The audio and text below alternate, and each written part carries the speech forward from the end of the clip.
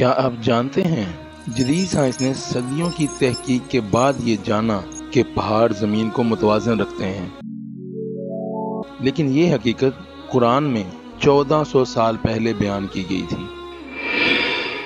19ویں صدی میں سائنسدانوں نے سروے کیا اور دیکھا کہ پہاڑوں کے نیچے گہری جڑیں موجود ہیں جو زمین کو کیلوں کی طرح مضبوطی سے تھامے رکھتی ہیں۔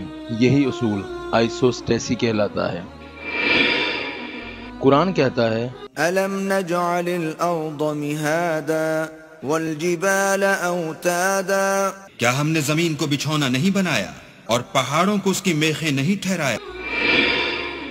یعنی قرآن ہمیں 1400 سال پہلے یہ بتا رہا ہے کہ پہاڑوں کو زمین کی میخیں یعنی کہ کیلیں بنایا گیا ہے، اور کیل کا کام کیا ہوتا ہے؟ اس چیز کو متوازن کرنا، اس چیز کو بیلنس کرنا، اس چیز کو جوڑ کے رکھنا۔ وہی حقیقت جو سائنس نے 19ویں صدی میں بتائی کہ پہاڑ زمین کو متوازن رکھتے ہیں، قرآن ہمیں 1400 سال پہلے بتا چکا ہے۔